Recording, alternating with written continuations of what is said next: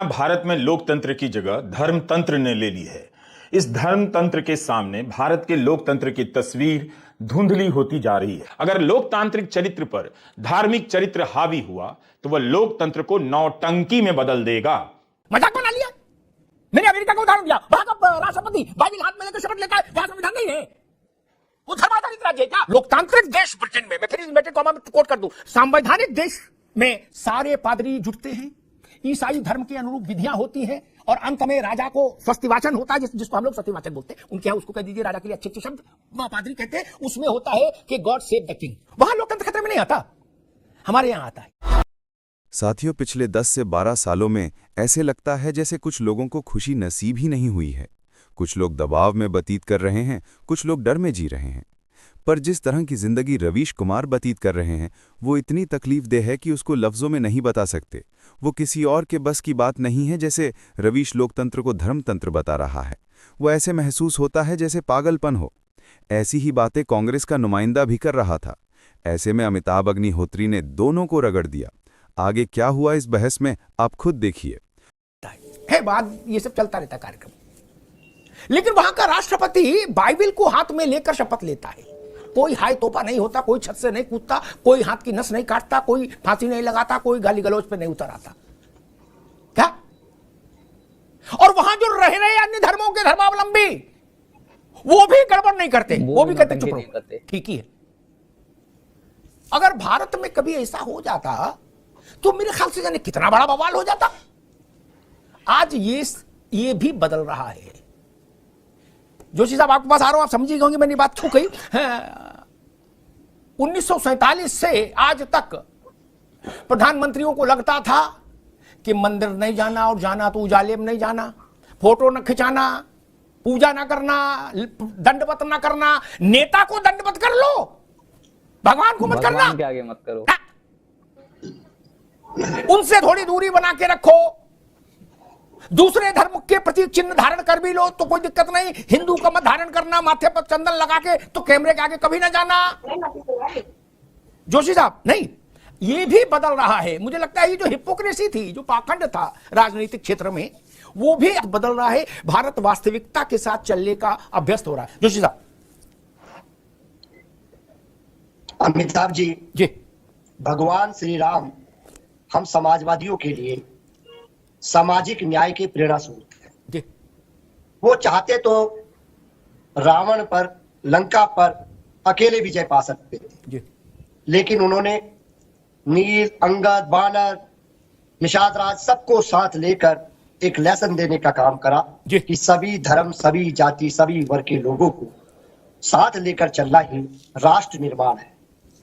अमिताभ जी, समाजवादियों के लिए इस देश का संविधान सर्वप्रथम है। अरे अभी आप राम जी का बता रहे थे, संविधान पे आ गए, गड़बड़ घोटाला ना करो महाराज, बात सीधी करो। अरे सर ना, देखिए अमिताभ जी, जो देश चलता है ना, वो देश चलता है संविधान से। कानून के विद्यार्थी होने के कारण हो सकता है आप में से वरिष्ठ है। जोशी जी रुक जाओ, जोशी जी रुक जाओ, अब रुकना होगा। ये जो तर्क है ना, ये भोथरा है, लिजलिजा है, गलीज है। मैं 3 कड़े शब्द इस्तेमाल कर रहा हूं। क्या भारत का संविधान मुलायम सिंह जी को रामलला के दर्शन करने से रोकता था? नहीं। क्या भारत के संविधान अखिलेश जी को दर्शन करने से रोकता था? मायावती जी को दर्शन करने से रोकता है? टीली वाली मस्जिद जाने से तो नहीं रोकता संविधान? देवा शरीफ जाने से नहीं रोकता? करियर पीर जाने से नहीं रोकता? क्या जवाहरलाल जी से लेकर राहुल गांधी तक को अयोध्या में रामलला को 1.25 रुपए का प्रसाद चढ़ाने से संविधान रोकता है? इस संविधान के नाम पर राजनीति मत करिए। संविधान की मर्यादा हमको भी पता है मित्र। और आशा करता हूं कि जो भारत की आधारशिला लिखी जाएगी वो नफरत की राजनीति से ओत-प्रोत ना हो, विश्व में कल्याण हो, शांति का भाव हो, सभी धर्म, सभी जाति वर्ग के लोगों को सोशल जस्टिस मिले, जैसे भगवान श्री राम ने दिया। मैं आज के दिन केवल अपनी राम भगवान से अपना आशीर्वाद मांगता हूं और इतनी भावना देना चाहता हूं। मैं चाहता हूं आज की बहस बहुत कम पॉलिटिकल हो, जिसमें अगर अन्य साथी करेंगे तो फिर मेरी मजबूरी बनेगी। जोशी साहब, मुझे भी ठीक है, अपनी बात, ठीक है जोशी, अरे रुको भाई, मैं मैथिल साहब के पास चलूं, उससे पहले एक टिप्पणी और करना। मेरी आदत है कि मैं तराजू बिल्कुल सीधा रखता हूं, कांटा। ये बात जोशी जी की है, मेरी मैं इससे सहमत नहीं। कि नफरत की राजनीति नहीं होनी चाहिए, ठीक बात है, नहीं होनी चाहिए, क्यों नफरत हो, लेकिन उससे पहले जो पुरानी नफरतें हैं हमें उनका तो इलाज करना होगा। पुरानी नफरतों के साथ कैसे चल सकते हैं? अयोध्या में अब 1528 को जो कुछ बोया गया उसको हटाए बिना तो सद्भाव नहीं आ सकता ना। इसीलिए इस हिपोक्रेसी के खिलाफ मैं हमेशा रहता हूं। यह हिपोक्रेसी नहीं चलेगी।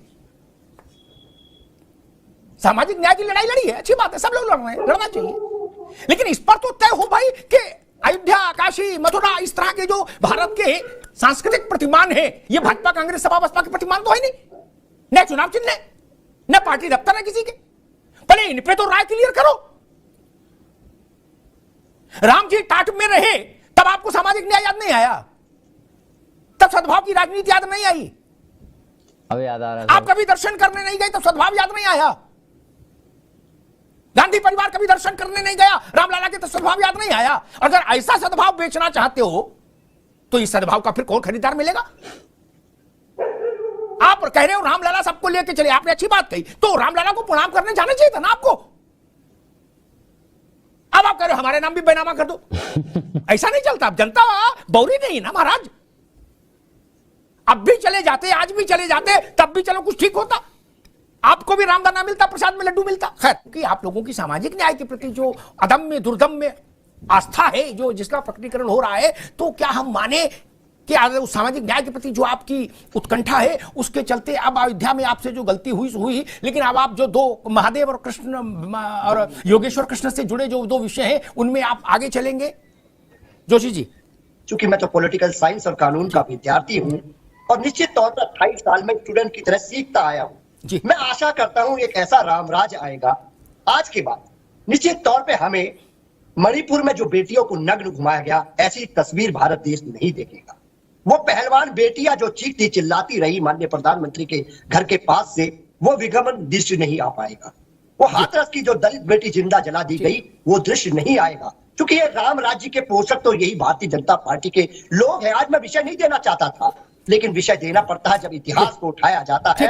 जोशी जी, आपने अपनी पॉलिटिकल बात कह ली, अब मेरा एक विनम्र सवाल था, उस पर एक लाइन कह दो, फिर मैं बहस आगे ले जाऊं। मेरी बहस में ये तो होता नहीं, जाऊं। एक मिनट, सामाजिक न्याय के मैंने दो प्रतीक आपको और बताए जो और बड़े प्रतीक हैं, उन दोनों के मथुरा और काशी के विषय हैं, उनमें समाजवादी पार्टी साथ चलेगी, क्योंकि आपका सामाजिक न्याय से लगाव ज्यादा है। उस पर एक टिप्पणी कर दीजिए, मैं आगे चलूं। मैं आपको बताना चाहता हूं, जब हम जाएंगे तो हम केवल हमारे नेता जो जाएंगे वहां पर, वो राम भक्त की हैसियत से जाएंगे, ना विपक्ष के नेता की हैसियत से जाएंगे, ना पूर्व मुख्यमंत्री की हैसियत से जाएंगे, ना पूर्व सांसद की हैसियत से जाएंगे, ना वर्तमान विधायक की हैसियत से जाएंगे, सब परिवार जाएंगे, ये हमारे नेता ने कहा है। और मेरे को लगता है जो राम का जो दर्शन है वो आज हमने इतिहास में हम आज आए नहीं चा दिया इस भाव से। हम भी भक्त है, आपने अपने भगवान है, 133 करोड़ देवता हमारे पास है, तो किसी का कोई भक्त होता है, कोई किसी का भक्त होता है। तो निश्चित तौर पे हमारा आज का जो विजन था वो केवल ये था कि जो राम का जो लेसन है, जो राम का सामाजिक न्याय है, या राम ने जो हमें सीखें दी है, उन सीखों पर हम लोग अमल करें। यही भारत निर्माण, यही जोशी जी एक मिनट, ये बात बार बार कहने से भी बदल नहीं जाएगी। मैं पूछ रहा हूं, जो सामाजिक न्याय कृष्ण जी ने स्थापित किया, जो समाजवाद कृष्ण जी लाए और जो समाजवाद महादेव लाए, उसके लिए आप कब संघर्ष में उतरेंगे? क्योंकि आपने तो कहा कि हम लोग सामाजिक न्याय के लिए संघर्ष करते हैं, तो फिर सवाल खड़ा हो जाएगा ना? नहीं अमिताभ जी, इसका जवाब मैंने पहले भी दिया है, अब भी दिया है। निश्चित तौर पे आज कोई भी आप एक चैनल है, उसकी गाइडलाइन है, देश का जो संविधान है वो हम लोगों को गाइडलाइन देने का काम करता है। अगर आप देश की इस कानून व्यवस्था पर, अंबेडकर साहब के संविधान पे विश्वास नहीं कर सकते, तो मेरे को लगता है राष्ट्र निर्माण ठीक है, रुकना होगा। असल में इस देश की सबसे बड़ा दुर्भाग्य ये है मान्या जी कि हम लोगों ने जितना दुरुपयोग संविधान, मतलब जितना छल-छद्म संविधान की आड़ में किया, उतना किसी की आड़ में नहीं किया। सही बात है। मजाक बना लिया, बोले जी हम लोग संविधान से चलते हैं। ये क्या होता है? मैंने अमेरिका का उदाहरण दिया, वहां का राष्ट्रपति बाइबिल हाथ में लेकर शपथ लेता है, वहां संविधान नहीं है, वो धर्माधारित राज्य है क्या? लोकतांत्रिक देश है। और जोशी जी तो पढ़े लिखे आदमी है, विद्वान है, बता दूं सबके लिए ज्ञानार्जन हो जाएगा।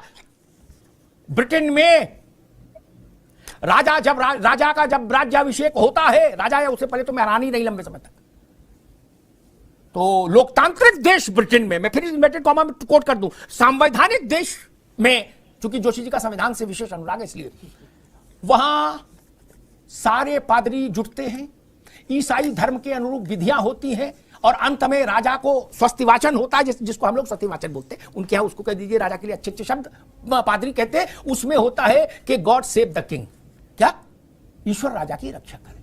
वहां कोई जोशी जी जैसी पार्टियां वहां भी होंगी, लेकिन वो हल्ला नहीं मचाती, वो ड्रामा नहीं करती। वहां लोकतंत्र खतरे में नहीं आता, हमारे यहां आता है।